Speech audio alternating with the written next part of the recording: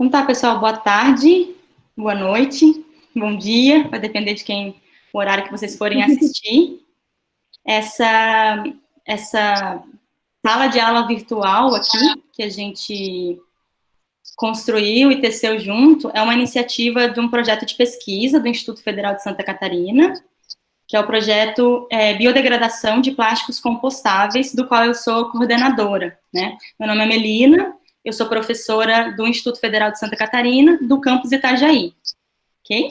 E a gente convidou a Maíra, a gente já vai apresentar ela para vir falar também. Esse bate-papo vai ser entre mim, eu e a Gabriela estamos como mediadoras aqui, e a gente convidou a Maíra, que é a nossa convidada externa, tá bom? A ideia, a gente pede para vocês que vocês fiquem com o microfone desligado só para não dar interferência, mas à medida que a gente vai falando, vai conversando, vocês podem colocar perguntas no chat, ou se quiserem fazer uma pergunta direta para a gente, podem abrir o microfone e perguntar também, ok? É só para não dar ruído, né, no microfone e a gente ficar com dificuldade de ouvir, tá bom? Então tá, eu vou passar a palavra para a Gabriela se apresentar.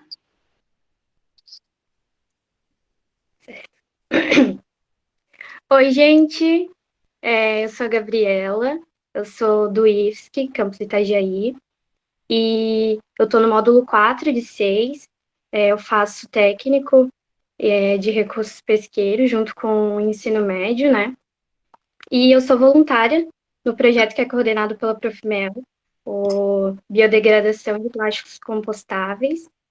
E hoje a gente resolveu convidar a Prof. Maíra, né, para participar dessa conversa. Ela é oceanóloga, tem mestrado e doutorado em oceanografia, já está há 16 anos aí na área de pesquisa. Ela tem experiência com mergulho científico, genética de populações e lixo no mar, né? Que é o principal assunto da nossa live de hoje. Atualmente ela é professora e ela coordena um projeto, o projeto Lixo Marinho. Isso, Prof. Maíra? Isso mesmo. Então, eu vou pedir para ela começar a live falando mais um pouquinho sobre o projeto, falando sobre as ações e sobre as suas experiências. Tá bem. Muito obrigada, gente. Mel, Gabriela, pelo convite, estar aqui hoje, participando dessa aula virtual. Achei super bacana essa iniciativa. Obrigada a todo mundo que está aí assistindo. Espero que seja uma conversa produtiva. Fiquem à vontade para perguntar, comentar, sem problema algum, tá? Então, né, meu nome é Maíra, eu trabalho aqui em Rio Grande, na FURG, na Universidade Federal do Rio Grande, no Instituto de Oceanografia. E tem mais ou menos 5 anos que eu trabalho com lixo no mar, com essa questão. Então, comecei a trabalhar com isso quando eu fui para a Austrália, fazer meu doutorado de sanduíche, um período de intercâmbio lá. E comecei a trabalhar com esse assunto. Quando eu voltei para o Brasil, passei no concurso da FURG e criei esse projeto para trabalhar com esse tema aqui na costa brasileira. Então, esse projeto chama Projeto Lixo Marinho, e a gente tem algumas linhas de ação desse projeto. Então, tem a parte de pesquisa, que a gente faz pesquisa com lixo aqui na Praia do Cassino. Não sei se alguns aí conhecem, né? Não sei se todo mundo, mas é uma praia bem extensa aqui no sul do Rio Grande do Sul. E a gente também avalia o lixo que tem na superfície do mar. A gente avalia os impactos desse lixo, principalmente a questão da ingestão, enredamento, alteração de hábitats. E a gente também procura pegar essas informações que a gente consegue com a pesquisa e levar para o público em geral através de ações de extensão, né? Então, atividades em escolas, exposições, feiras, limpezas de praia, coisas do tipo. Então, o objetivo do projeto é mais ou menos esse, é fazer a pesquisa e pegar essas informações para informar tanto o público em geral quanto o setor de governança, né, o setor de políticas públicas. Maíra, A gente viu agora, nesse período da pandemia, várias imagens, assim, várias fotos de vários lugares que ficaram mais limpos, que as águas ficaram mais transparentes. Como é que você vê, assim, esse cenário que a gente tem com relação à questão do lixo hoje, né? Se a gente fosse pensar nesse panorama do lixo marinho, como é que a gente estaria? Sim. Bom, em relação especificamente ao que está acontecendo na pandemia, na verdade, mas eu acredito que essas imagens de mostrando cenas de limpeza e tudo mais, para mim é uma coisa que ilude um pouco, porque é muito transitória e no caso do lixo, ela não é muito real. O que acontece, inclusive, tem se mostrado que a geração de lixo agora na pandemia tem aumentado na maior parte dos centros urbanos, em até 20%, 30%. Já estão achando uma quantidade absurda de máscaras, por exemplo, descartáveis, né, nos oceanos. Então, tem fotos chocantes de limpezas no mar, de retirada de praias no mar, de retirada de muita máscara. Então, com a questão da pandemia, é claro que a gente tem que pensar que a gente está vivendo uma situação muito crítica, que a gente não pode preterir, né, algumas coisas, mas em todo caso ela tá servindo tá vindo com essa questão de um aumento de cuidados, né, entre aspas, e acaba gerando muito mais lixo, que pode acabar chegando no mar, que é, né, o tema que a gente trabalha. Então, a situação do lixo no mar é uma situação muito complicada, ela é gravíssima, né? Acho que a maioria das pessoas sabem, mas atualmente é considerado um dos problemas ambientais mais sérios do mundo, né? Pelas Nações Unidas, pelo Setor Ambiental das Nações Unidas. E realmente a gente vê volumes extremamente altos de lixo em todos os lugares dos oceanos, todas as costas, todas as praias, todos os mares e até em pontos remotos, né? Antártica, Ártico, locais muito profundos, né? Então já foi encontrado o lixo, né? O lixo plástico até no ponto mais profundo dos oceanos, que é a Fossa das Marianas, no Pacífico. Então, a 13 mil metros de profundidade foi encontrado, já foram encontradas várias sacolas plásticas. Então, é um problema que não existe mais local intocado pelo lixo, no caso, o plástico, né? Que é o principal problema que a gente tem.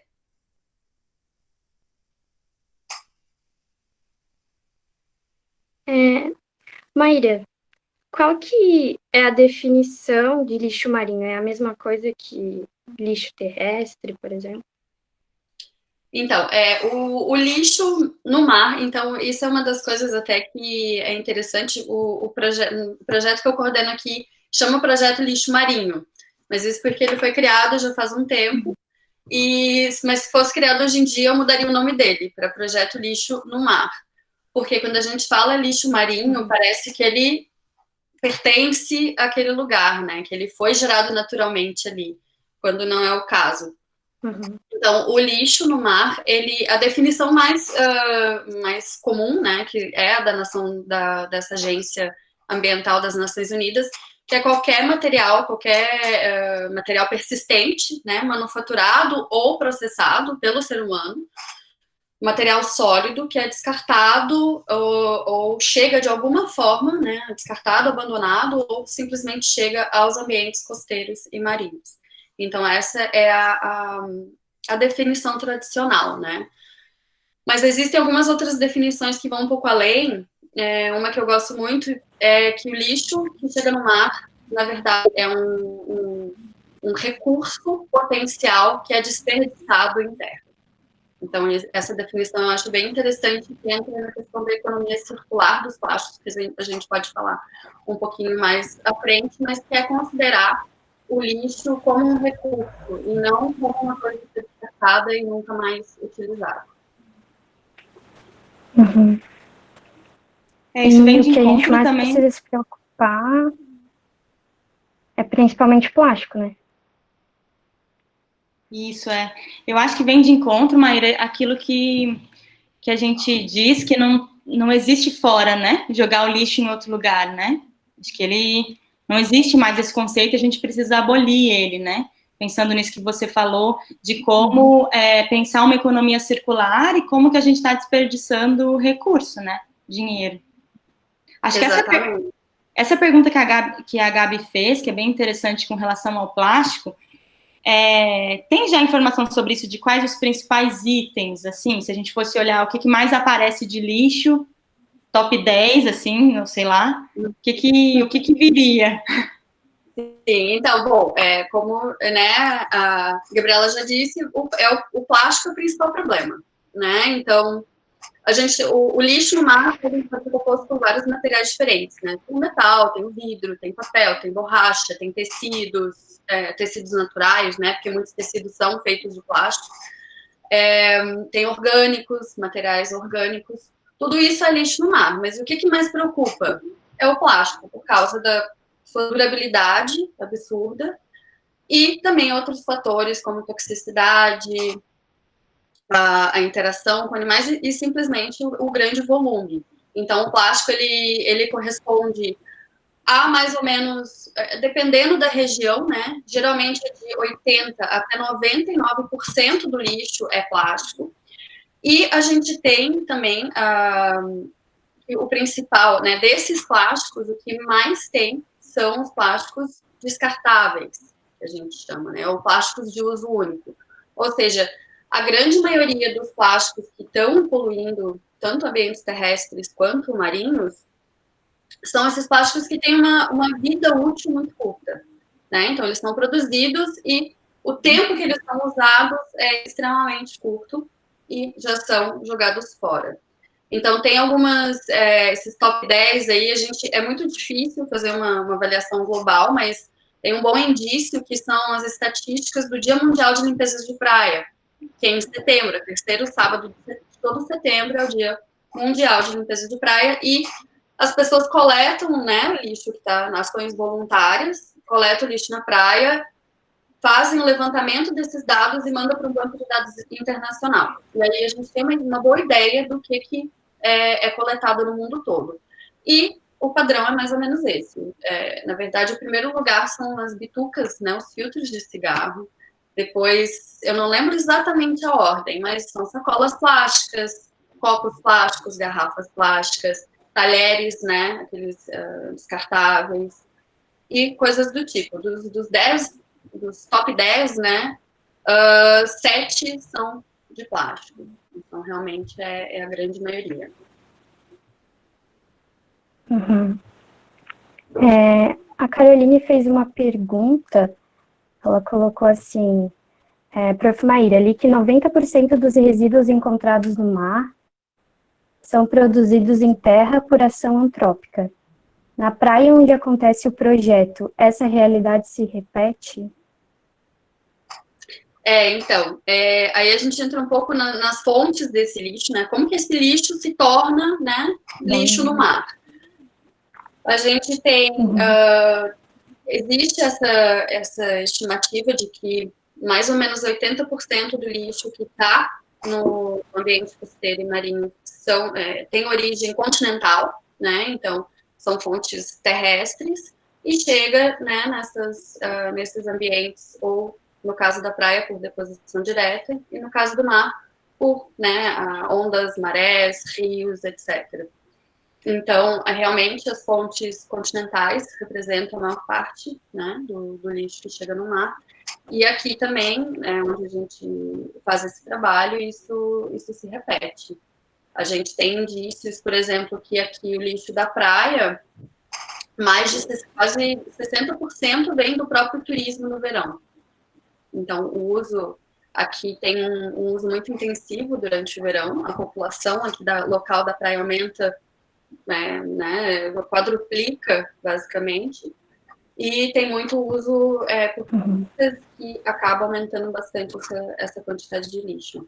Então, aqui, a maior parte do lixo aqui na nossa praia vem de fontes terrestres, e o que a gente observa no mar também, tem bastante fonte terrestre, mas tem também as fontes marinhas, que seriam embarcações, instalações, né, de petróleo, de extração de petróleo, etc. Então, a gente tem essas duas possibilidades. Né? Quais seriam essas fontes terrestres?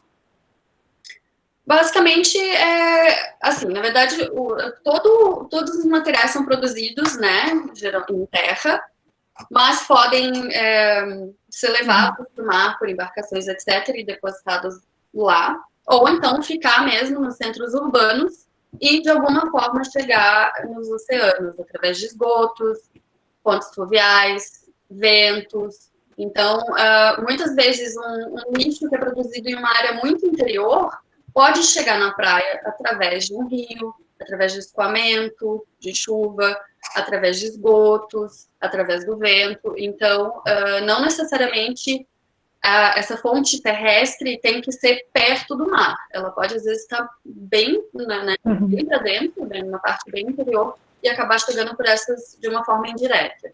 Mas, claro, que também tem a deposição direta ali, por exemplo, na areia ou na água.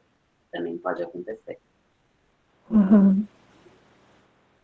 Pessoal, alguém tem alguma pergunta? Quer abrir o microfone, perguntar, comentar alguma coisa sobre o que a gente está falando?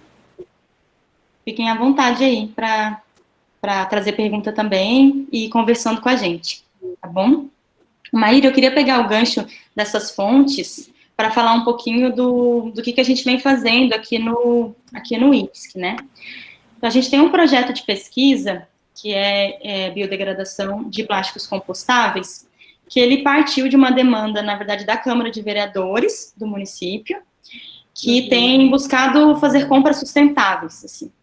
Então, eles decidiram trocar vários itens, e um deles, que eles não tinham muito como abrir, nesse momento, assim, abrir mão de início, eram copos. Então, eles substituíram por copos compostáveis, né?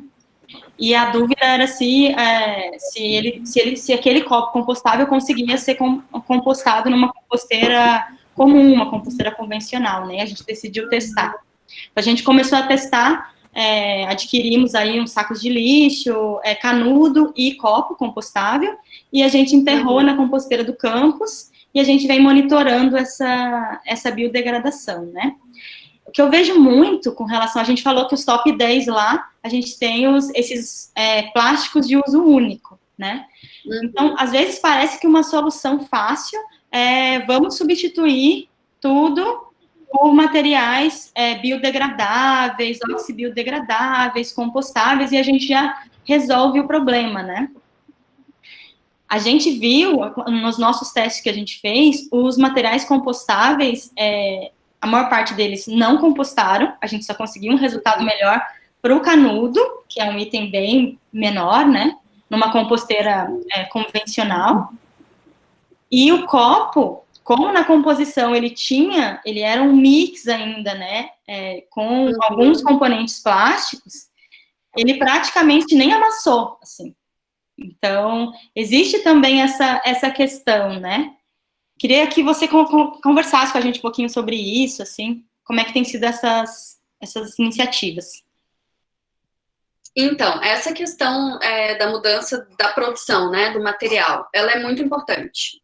Com certeza faz parte da solução.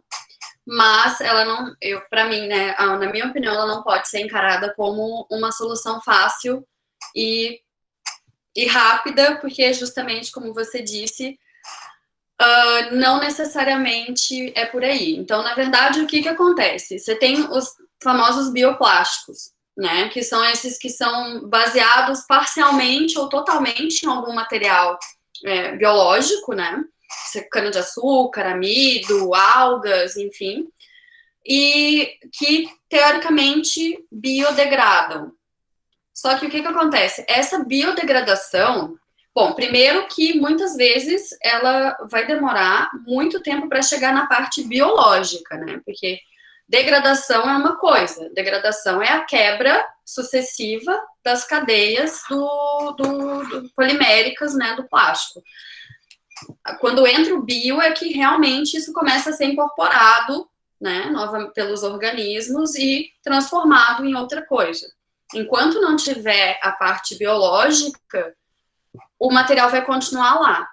só que em pedacinhos cada vez menores. Eu não sei se vocês repararam isso, por exemplo, com o canudo, deve ter só se fragmentado e, na verdade, vai se fragmentando cada vez mais e, no fim, não chega a ser incorporado novamente na natureza.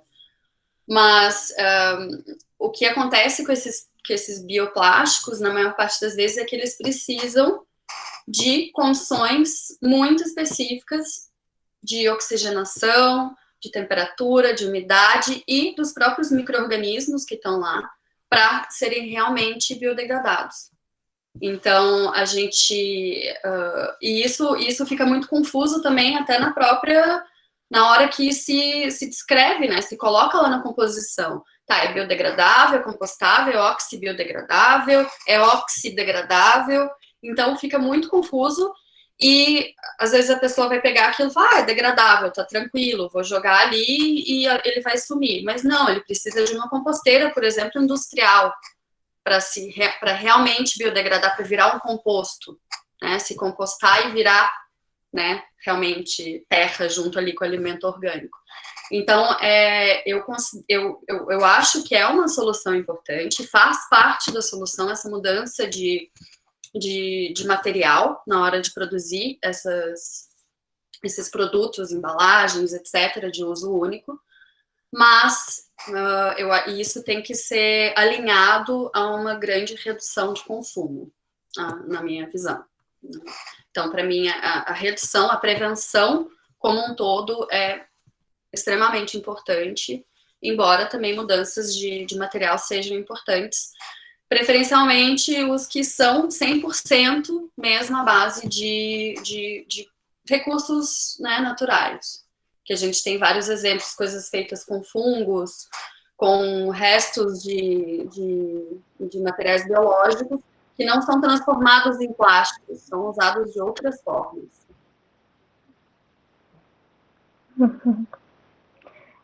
Prof. Maíra, a Marina fez uma pergunta.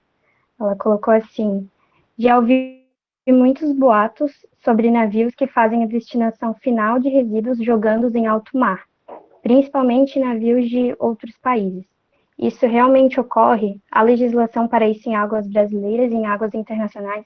Acho que a Prof. Mel também pode falar, né, sobre isso. Pode falar, Mel. Então, o que eu sei, não sei muito dessa parte, mas o que eu sei é que tem uma porcentagem muito pequena, né, desses resíduos que são gerados em alto mar, quando a gente compara com os resíduos terrestres, né, a maior parte, o forte mesmo, tem sido esse resíduo terrestre que chega no mar, e a gente tem esse comércio, esse deslocamento ilegal que acontece às vezes de exportar lixo para outros países, especialmente países subdesenvolvidos, né? Esse é o que eu saiba, assim. Sim.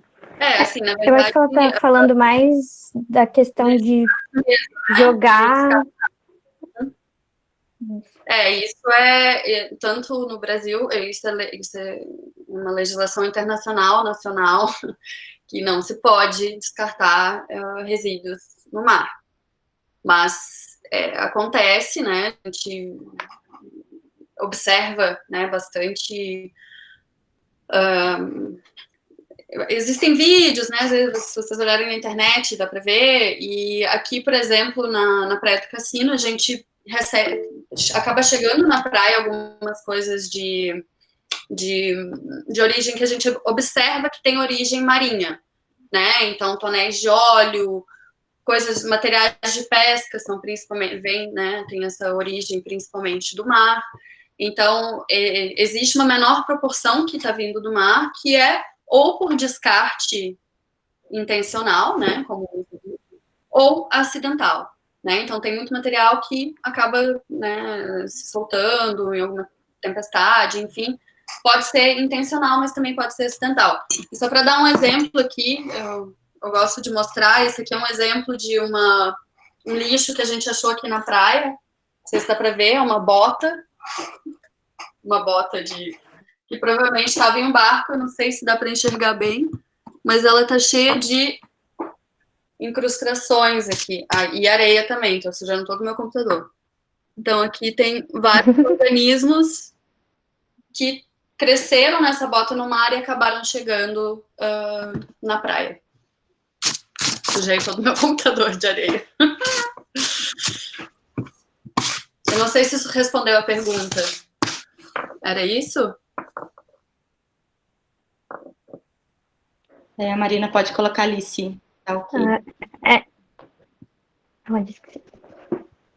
Então, tá, se a gente pensar nas consequências, né, dessa quantidade de lixo marinho que a gente tem, quais que seriam as principais consequências e o que tem preocupado aí? Você que trabalha, né, com conservação de espécies também, o que vê mais? Sim. Bom, o plástico no mar, ele tem muitos impactos, né? Vários impactos diferentes.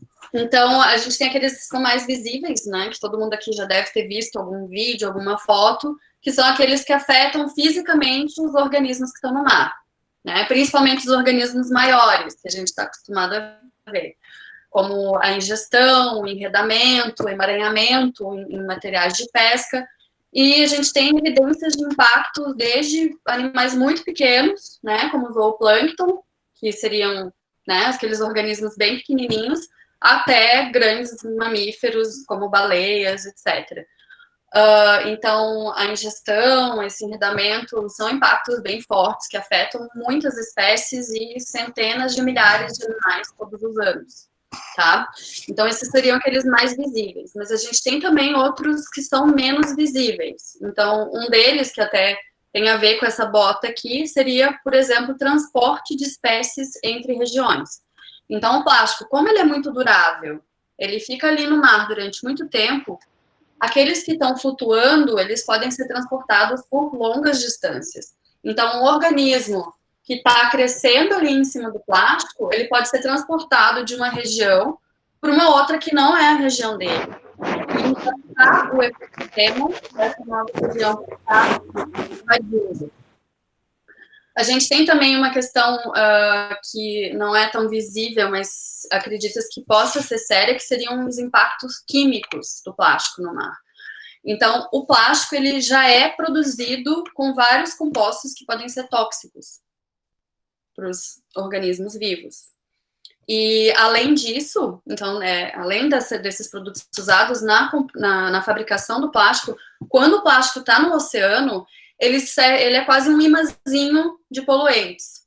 Então, poluentes hidrofóbicos, que têm características, né, parecidas com o plástico, podem absorver, ou seja, grudar na superfície do plástico e aumentar ainda mais a toxicidade dele. Então, quando algum organismo ingere esse plástico, pode estar contaminando, né, toda a teia trófica. Então, pode ter impacto fisiológico, comportamental, reprodutivo nesses animais. E aí entra, né, uma outra preocupação, que seria esses impactos químicos em nós, seres humanos, né? Então, a partir do momento que a gente está consumindo, a gente está ali no topo da cadeia, né? A gente está consumindo esses organismos que podem estar contaminados, a gente pode estar se contaminando também. E ainda em impacto para a gente, né, para o ser humano, a gente tem potenciais impactos econômicos por causa do plástico no mar. Então, locais muito poluídos pode ter problemas com turismo, pode impactar a pesca, pode impactar navegações, né, enrolar em hélices, e isso pode atrapalhar operações como prospecção sísmica, dragagem, planta de salinização, extração de petróleo, enfim, todas essas grandes operações também podem sofrer, né, com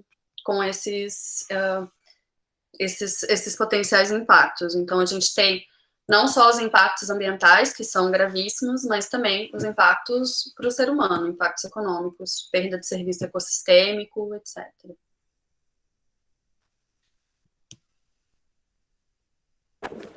A Carla colocou uma pergunta ali no chat, ela falou se tem algum ponto na costa brasileira onde o lixo está mais presente ou encalha mais. Bom, a gente não tem muitos estudos ao longo da costa, está aumentando, né? Então, isso é super importante, porque a gente tem que conhecer.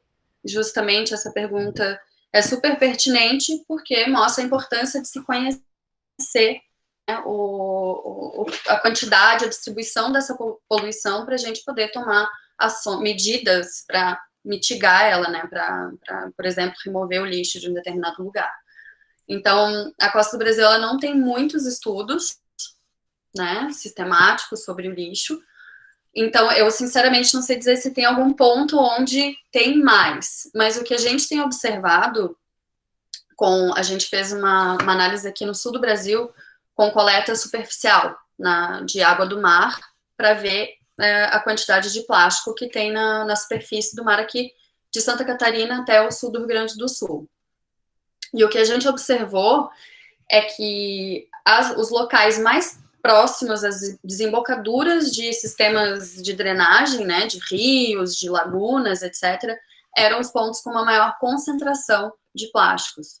Ou seja, isso está bem alinhado com o que se sabe, que a maior parte do lixo que chega no mar tem uma origem terrestre. Então, quanto mais perto dessas desembocaduras de rios, etc., mais plástico a gente encontrou. Então, isso é um indício aí de que realmente as fontes são terrestres. Agora que eu vi, poderiam disponibilizar aqui esse estudo. A gente está finalizando de escrever. Assim que a gente tiver finalizado, pode deixar que a gente manda. Estamos com 2 trabalhos em andamento, um aqui da praia, onde a gente também observa uma relação, né? Aqui tem a desembocadura da Lagoa dos Patos, que é um sistema de drenagem continental muito grande, e a gente observa também uma relação com quanto maior a drenagem ali da lagoa, mais lixo a gente recebe também. Eu não sei se eu vi alguém perguntou alguma coisa, mas eu me perdi.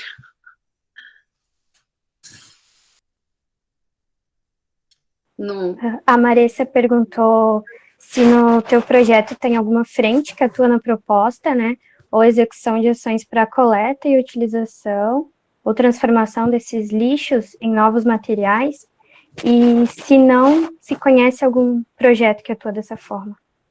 Uhum. Existem alguns projetos que atuam assim, então retirando lixo, não só do mar, né, não só da praia, do mar, mas também até o próprio lixo que se coleta em centros urbanos, e transformando em outras coisas através dessas, são máquinas, né, extrusoras de plástico. Então, essencialmente, você tritura o plástico e derrete ele e transforma em outros materiais.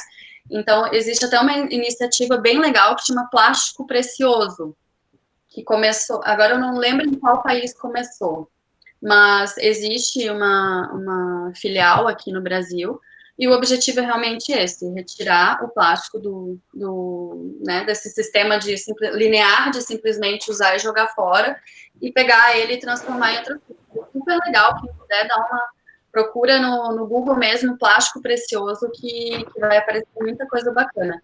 E agora a gente acabou de aprovar um projeto no final do ano passado, que é justamente para adquirir uma máquina dessas e fazer limpeza de praia e usar o lixo da praia para transformar em outros materiais, mas com fins educativos, né? A ideia não é falar, não é comercializar, é fazer isso com o objetivo de sensibilizar.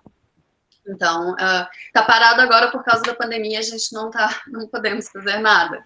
Mas assim que passar um pouco isso, a gente vai começar esse projeto.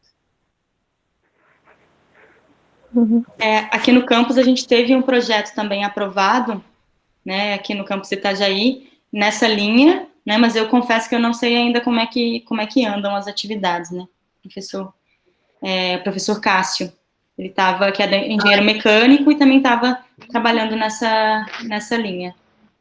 O Fernando tem uma pergunta. Fernando, quer abrir teu microfone e perguntar? Oi, boa noite a todos. Oi, Maíra, obrigado aí por tudo que tu está trazendo de informação. Eu sei que recentemente você foi banca de uma tese de doutorado, né, da Mila Búrigo, aqui na Univale, que trouxe uma relação direta entre a análise científica, o conhecimento científico, né, a toda a estruturação metodológica para a coleta de informações sobre microplástico, sobre plástico, sobre lixo em geral, e fez uma proposta de uma intervenção artística, né, tanto que foi uma defesa de tese bastante, provavelmente a mais diferente que tu viu, pelo menos para mim foi a tese mais diferente que eu vi, uma defesa, né, e eu fiquei profundamente tocado quando houve a finalização do processo com aquela intervenção, né? Seria legal se tu pudesse passar para as pessoas, porque tu tem um conhecimento gigantesco nessa área, e eu creio que tu tenha sido pega de surpresa também, não sei, mas eu fui extremamente pego de surpresa. Queria que tu passasse para eles sobre a questão do trabalho científico e dessa tentativa de passar esse conhecimento ou esse momento através dessa intervenção artística de uma sensibilização muito forte, né? Tá bom? Obrigado. Sim, a tese da Camila foi realmente a tese mais diferente que eu já participei como banca. Eu achei uma apresentação sensacional. E exatamente isso, Fernando. A gente muitas vezes fica muito presa à parte científica, né? Principalmente na universidade. A gente tem um pouco essa tendência, né, a ficar. A gente acaba também sendo, né, entrando no sistema ali, fica um pouquinho difícil às vezes tangenciar ele. Mas é extremamente importante a gente tentar sair um pouco só dessa questão científica e pensar na importância de, né, sair um pouco dos muros da universidade, sair um pouco do mundo dos artigos científicos, né, das publicações em revistas que quase ninguém vai ler, e levar isso além, né? Então, a forma com que toda forma é válida, né, para ir além, né, para estender esse conhecimento para fora da universidade. Mas eu acho que a arte tem um papel extremamente importante, porque a arte sensibiliza, a arte toca, te emociona. Então, eu acho que essa sensibilização é uma das, eu imagino que seja uma das mais eficientes. Eu não tenho muito conhecimento, porque não é bem a minha área.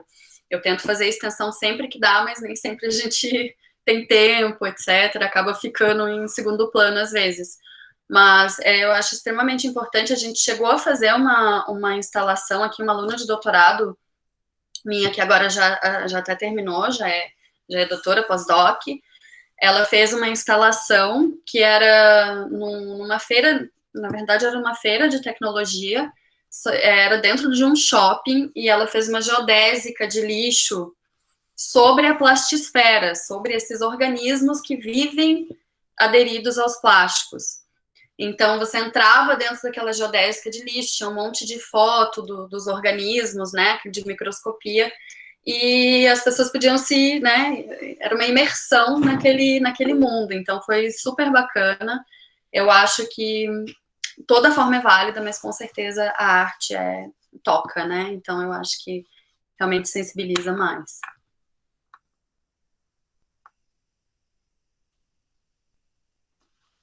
Tem uma pergunta aqui da Caroline. Ela colocou: será que esses estudos não refletem a falta de esgotamento sanitário? Como no sentido de ter mais resíduos perto de efluentes? Caroline, tu quer explicar para a gente melhor? Se quiser abrir o microfone, fica à vontade. Como é que é, assim, a tua pergunta?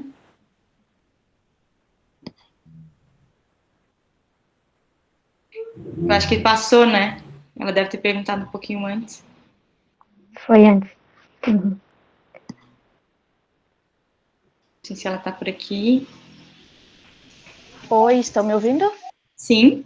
Oi, boa noite.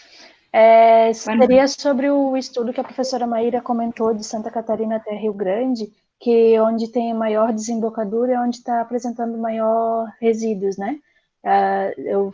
Talvez fazendo associação com a falta de esgotamento sanitário seria uma das opções. Sim, isso com certeza é um dos motivos, né? Então, a falta de um processo de coleta efetivo e, na verdade, todos esses sistemas de drenagem, eles têm, geralmente, uma urbanização grande, né, nas margens.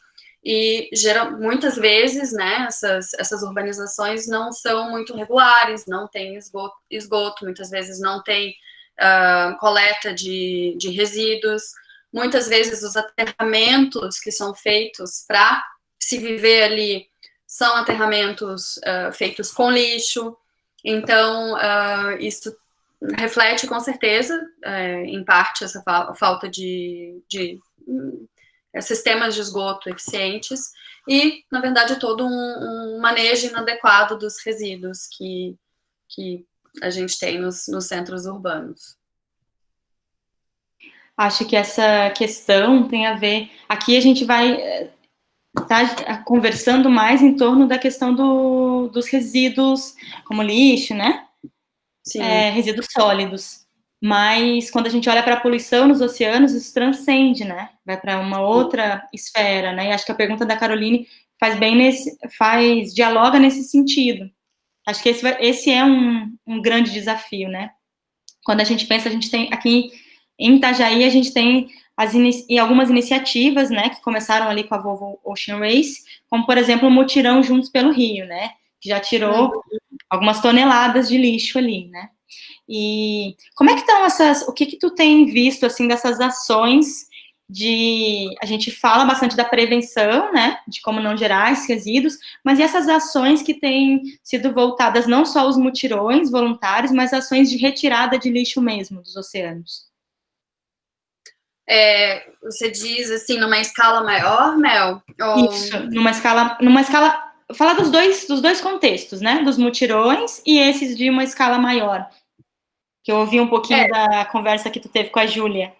Sim, então, existe, na verdade, assim, eu acho que a grande parte das iniciativas são questões mais localizadas, mais voluntárias, né, mutirões, organizações que se juntam para realmente fazer esse trabalho. Claro que tem também ações, por exemplo, da prefeitura, né, que dependendo de onde você está, vai também fazer esse trabalho de retirada, aí também já entra, né, impactos econômicos, né, questão de gastos para fazer essa remoção.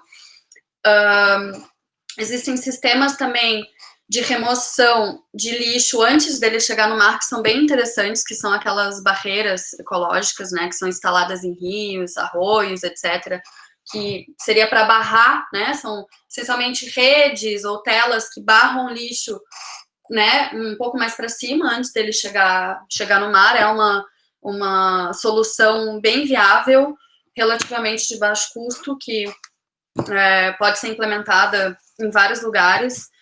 Infelizmente, não é implementado em tantos, mas é uma possível solução, né. E depois, isso seria preventivo, né, antes desse lixo se tornar lixo no mar, ele já é retirado.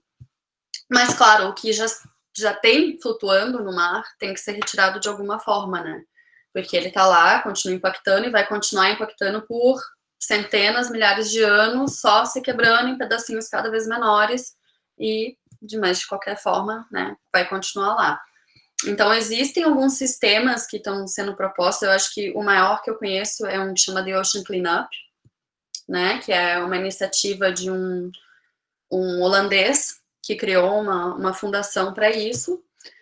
E, basicamente, eles são sistemas enormes, né, de quilômetros, que seria essencialmente uma barreira que ficaria flutuando. Através das correntes, o lixo vai sendo transportado, vai batendo nessa barreira e vai acumulando no centro para depois ser retirado. Então, ele ainda está em fases de teste.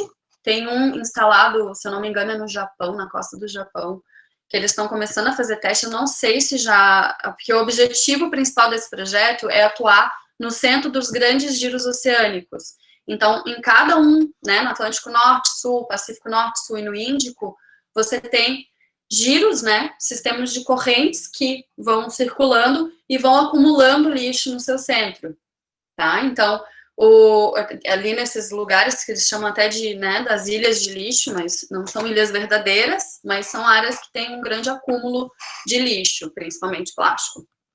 E a ideia desses sistemas é tentar atuar nesses pontos focais, né, nessas áreas de acúmulo, para realmente ser mais eficiente, né, pegar onde mais tem e retirar dali. Então, esse, que eu saiba, é o maior que se tem ideia, e eu acredito que vai ser realmente implementado em breve. Isso falando de superfície do mar, né? Porque aí a gente pensa, se a gente for pensar em fundo, aí a gente entra em outra esfera que é bem complicado.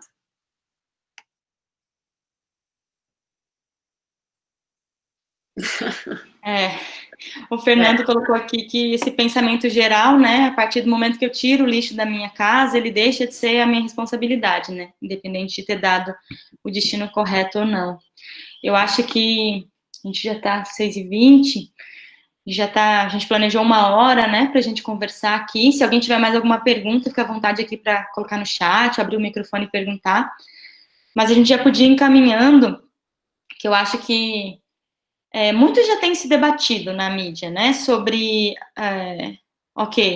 2050, possivelmente, se a gente não mudar esse cenário, a gente vai ter mais lixo, né, do que peixe nos oceanos. A gente tem tido iniciativas já numa escala mais mundial, assim, mas se a gente fosse pensar para as pessoas que estão aqui, que vieram participar dessa reunião, para as pessoas que vão assistir depois, né, online, essa fala, não saírem assim tristes e desanimadas, ok, não tem nada que eu possa fazer diante de tudo isso. O que a gente pode, quais cenários, assim, que ações que a gente pode fazer, seja num caráter mais individual, algumas você já falou, nessa escala mais macro, mas que ações, assim, você enquanto pesquisadora, que vem atuando nesse eixo, você acha que são fundamentais para a gente mudar esse cenário? Bom, é um problema realmente muito complexo que precisa de ser atacado por várias frentes, né? Então, a gente precisa de um conjunto de ações concretas, criativas, de vários atores, de várias escalas, né? Desde pesquisa de base para entender o problema, até ações individuais que cada um pode tomar, até questões coletivas, né? De gestão, de produção, ações globais, que nem a gente está vendo agora, de sensibilização, né, década dos oceanos, os objetivos de desenvolvimento sustentável, banimentos de materiais. Então, por exemplo, a União Europeia está tomando várias medidas para banir até 2030, se eu não me engano, ou 2025, o uso de plásticos de uso único, né, esses plásticos descartáveis. Então, existem várias iniciativas desse tipo. A gente precisa de mudanças tanto no consumo, quanto na produção, quanto na legislação. A gente precisa, né, desses incentivos à criação de novos materiais, incentivo de logística reversa, de reciclagem, né, de tornar essa economia um pouco mais circular, né. A gente, hoje em dia, essencialmente, como eu falei no começo, é linear, né, produz, consome, joga fora, acabou. Não, tentar fechar esse círculo, né, fazer mais como a natureza, em que nada se perde. Enfim, então, tem várias coisas, mas vamos pensar em ações individuais. Eu acho que a principal é sempre a redução. É a gente repensar a nossa forma de consumo, planejar um pouco melhor, talvez ter um pouco mais de trabalho, mas compensar, né, usando menos desse material que é tão prejudicial ao meio ambiente. Então, carregar a sacola retornável, a garrafa de água, né, reutilizável, tentar sempre, né, evitar pegar, né, o famoso canudinho, que agora meio que foi banido, mas não foi, aí começaram a usar os oxibiodegradáveis, que não degradam, só ficam menor, só vão se quebrando. Então, tentar ao máximo evitar, né, isso, às vezes precisa de um pouco mais de planejamento, às vezes precisa abrir mão de alguma coisa, eu poderia ter a conveniência de ali agora comprar tal coisa, mas eu não trouxe a minha sacola, então eu vou deixar para ir depois. Enfim, coisas que a gente meio que se acostumou, os plásticos vieram um pouco para isso, né? Nessa correria do dia a dia, conveniência da modernidade, o sistema de consumo, a gente está sempre, né, consumindo, e acaba que a gente tem que tentar mudar um pouco esse sistema, né. E outra coisa bem importante é a gente usar o nosso poder como, né, como população, então, como sociedade, cobrar os nossos gestores, né, em ações para o meio ambiente, usar também, né, dentro da democracia, usar o nosso voto como uma forma de eleger pessoas que são comprometidas com o meio ambiente, então, analisar seriamente as pautas ambientais dos candidatos e realmente usar esse nosso voto para eleger pessoas que tenham essa preocupação com o meio ambiente. E também, sempre que possível, tentar sensibilizar, né, as pessoas que estão ao nosso redor para esse problema. E, claro, sempre destinar adequadamente o lixo, que não é uma garantia que ele não vai chegar no mar. Muitas vezes você separa o lixo bonitinho, você joga ele fora certinho, você coloca para reciclar, mas no meio do caminho, no transporte ou lá na usina de reciclagem, ele acaba sendo perdido de qualquer forma. Então, claro, a gente tem que manter essa postura, mas não é uma garantia que não vai chegar no mar. Então, essas, acho que para todo mundo que está aqui, seriam possibilidades viáveis, né, para tentar reduzir um pouco esse problema. Prof. Maíra, podia falar um pouquinho sobre as ações que, por exemplo, o governo pode fazer, ou indústrias, para a gente saber, para poder cobrar, né, para o poder público? Uhum. Eu acho que existem muitos exemplos. Alguns já comentei, né? Por exemplo, incentivos à reciclagem. Seria uma boa forma de tentar reincorporar esses materiais na cadeia produtiva, porque a taxa de reciclagem dos plásticos é muito baixa no mundo, né? Mais ou menos 9%, e no Brasil é muito pouco, é menos de 3%. Do resíduo plástico gerado, ele é efetivamente reciclado. Tá? O Brasil é um dos maiores produtores de lixo plástico no mundo, mas é um dos que menos recicla, né, dentre os que mais produzem. Isso acontece porque é muito mais barato produzir o plástico de matéria-prima primária do que reciclar. Então, incentivos do governo, por exemplo, podem ajudar a aumentar essas taxas de reciclagem.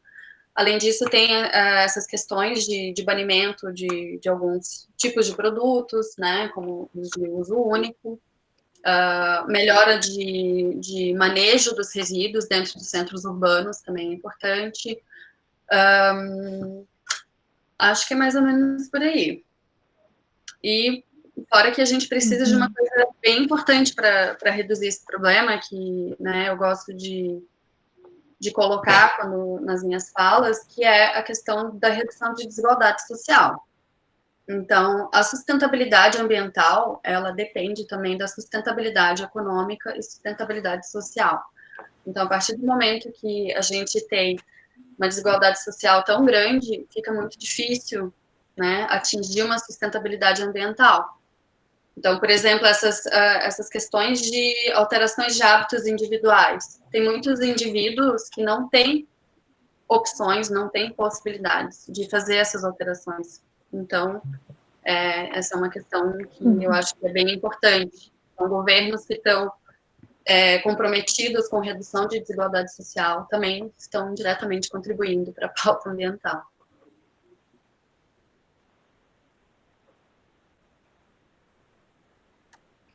Eu acho que a gente tem duas perguntas aqui no chat. Uma da Carla, se além do plástico existe um outro resíduo poluente que vai parar nos oceanos.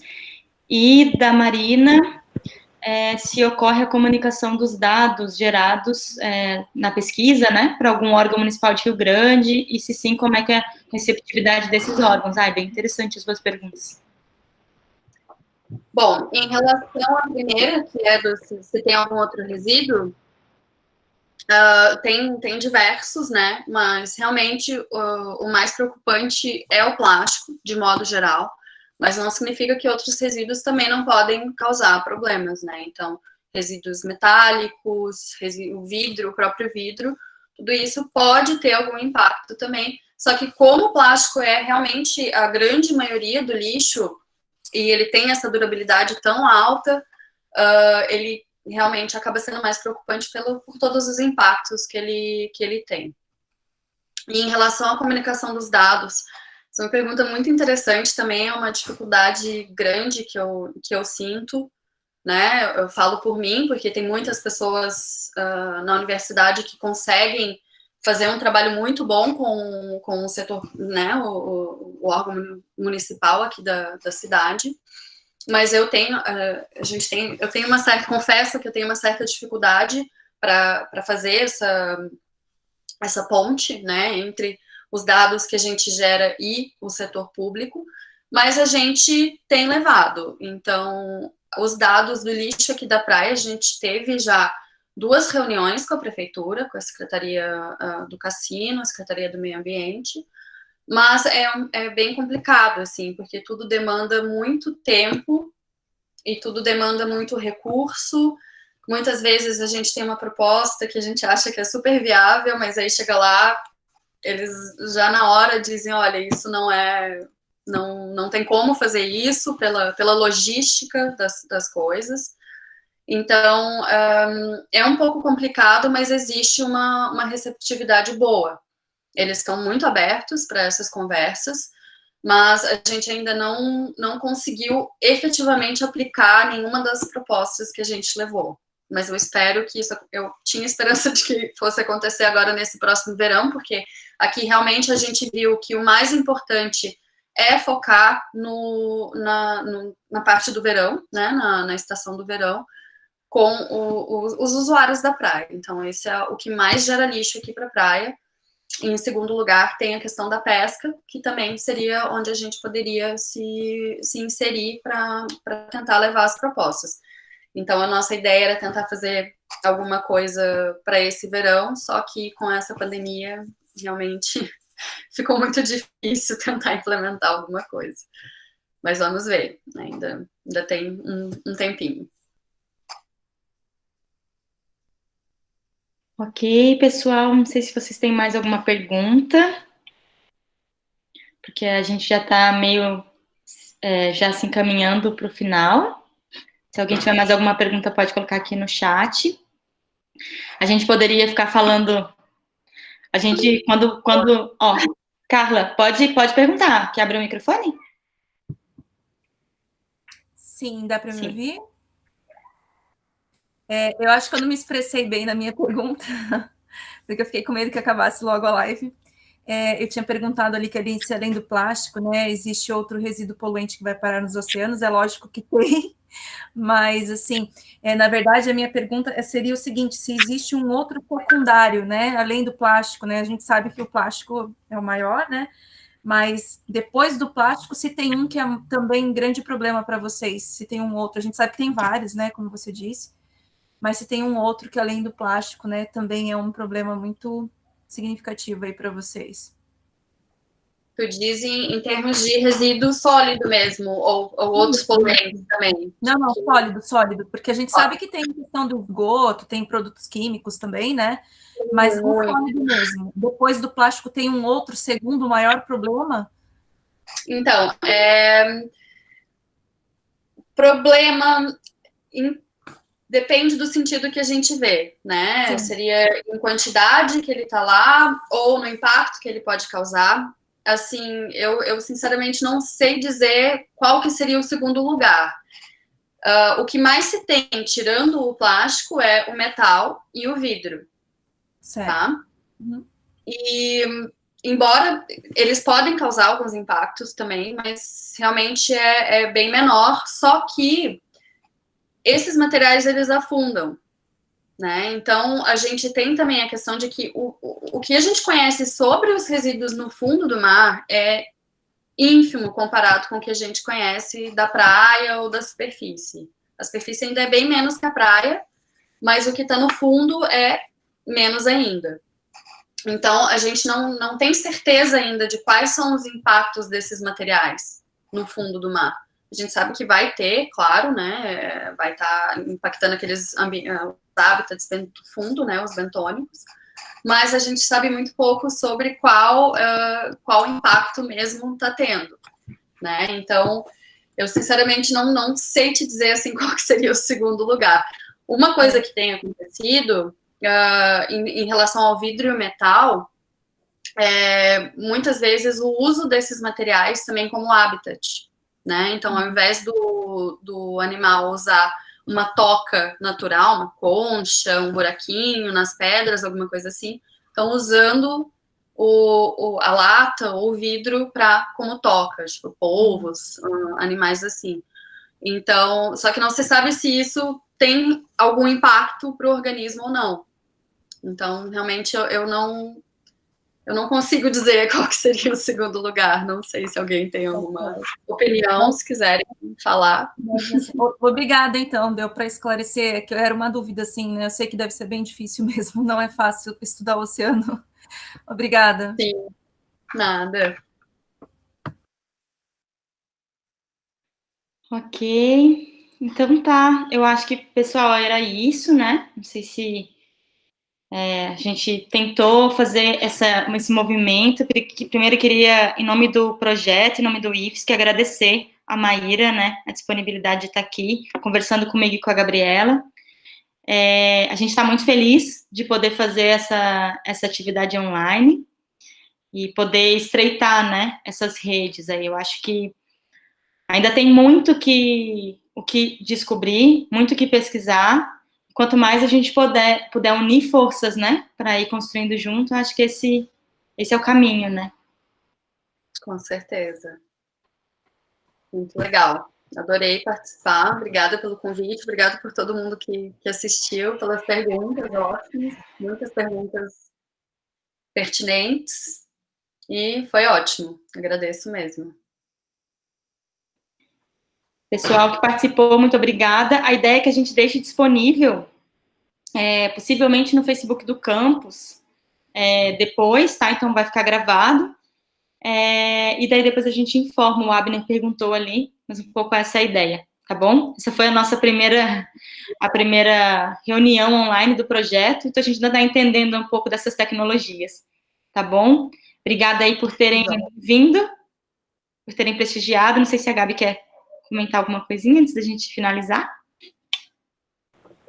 Ai, liguei. Queria agradecer a Prof. Maíra por trazer tanta coisa relevante, né?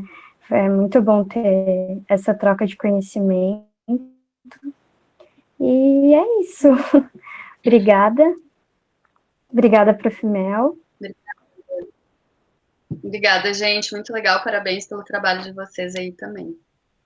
Foi ótimo. Estou sempre à disposição. Ok, vou parar de gravar aqui agora, então. Então tá. Beijo, boa noite.